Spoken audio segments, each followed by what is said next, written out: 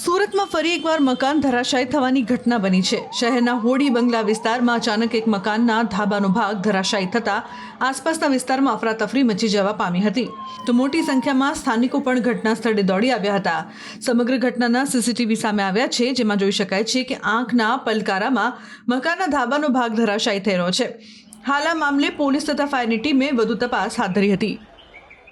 મલિક બાવા કોમ્પ્લેક્સ કરીને એક બિલ્ડિંગ આવેલું છે, જેની અંદર 30 રેસિડેન્શિયલ ફ્લેટ છે ને નીચેનો જે વિસ્તાર છે એ કોમર્શિયલ દુકાનોનો છે, જેની અંદર સવારે 11 વાગ્યાની આસપાસ એક પહેલા માળની ગેલેરી જે છે સ્લેબ એ નીચે તૂટી પડેલ હતો અને પોલીસને જ્યારે આ કંટ્રોલ રૂમ તરફથી માહિતી મળતા તાત્કાલિક પોલીસની ટીમ અહીંયા પહોંચી ગયેલી હતી અને ફાયર બ્રિગેડને પણ જાણ કરવામાં આવેલી હતી। આપ જોઈ શકો છો તેમ ફાયર બ્રિગેડની ટીમ અત્યારે આવી ગઈને અત્યારે આખી બિલ્ડિંગ ટોટલી ખાલી કરવામાં આવેલ છે। આમાં એક ઈસમને વાગેલું છે, બાકી કોઈ જાનહાનિને એવું કશું થયેલું નથી અને અત્યારે એસએમસીના કર્મચારીઓ પણ તમામ અહીંયા આવી ગયેલા છે અને જે આ બાકીનો જે સ્લેબ અટકી રહેલો છે તો એસએમસીની ટીમ દ્વારા એને અત્યારે ડિમોલિશ કરવામાં આવશે અને પબ્લિક જે આજુબાજુની છે તેમાં કોઈ ભયનું વાતાવરણ ના ફેલાય તે માટે સુરત શહેર પોલીસ અને લાલગેટ પોલીસ દ્વારા અત્યારે પ્રોપર બંદોબસ્ત રાખી દેવામાં આવેલો છે અને આજુબાજુના જે એપ્રોચ રોડ છે તેમાં બેરિકેડિંગ મૂકી અને લોકલ પોલીસ દ્વારા તેનો જે એક્સેસ છે એને કંટ્રોલ કરવામાં આવેલો છે।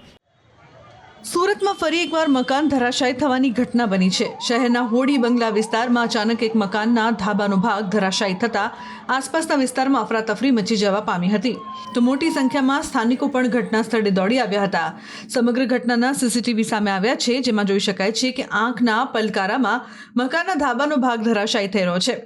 હાલ આ મામલે પોલીસ તથા ફાયરની ટીમે વધુ તપાસ હાથ ધરી હતી। મલિક બાવા કોમ્પ્લેક્સ કરીને એક બિલ્ડિંગ આવેલું છે, જેની અંદર 30 રેસિડેન્શિયલ ફ્લેટ છે ને નીચેનો જે વિસ્તાર છે એ કોમર્શિયલ દુકાનોનો છે, જેની અંદર સવારે 11 વાગ્યાની આસપાસ એક પહેલા માળની ગેલેરી જે છે સ્લેબ એ નીચે તૂટી પડેલ હતો અને પોલીસને જ્યારે આ કંટ્રોલ રૂમ તરફથી માહિતી મળતા તાત્કાલિક પોલીસની ટીમ અહીંયા પહોંચી ગયેલી હતી અને ફાયર બ્રિગેડને પણ જાણ કરવામાં આવેલી હતી। આપ જોઈ શકો છો તેમ ફાયર બ્રિગેડની ટીમ અત્યારે આવી ગઈને અત્યારે આખી બિલ્ડિંગ ટોટલી ખાલી કરવામાં આવેલ છે। આમાં એક ઈસમને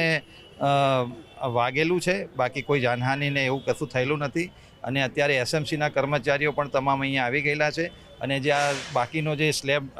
અટકી રહેલો છે તો એસએમસીની ટીમ દ્વારા એને અત્યારે ડિમોલિશ કરવામાં આવશે અને પબ્લિક જે આજુબાજુની છે તેમાં કોઈ ભયનું વાતાવરણ ના ફેલાય તે માટે સુરત શહેર પોલીસ અને લાલગેટ પોલીસ દ્વારા અત્યારે પ્રોપર બંદોબસ્ત રાખી દેવામાં આવેલો છે અને આજુબાજુના જે એપ્રોચ રોડ છે તેમાં બેરિકેડિંગ મૂકી અને લોકલ પોલીસ દ્વારા તેનો જે એક્સેસ છે એને કંટ્રોલ કરવામાં આવેલો છે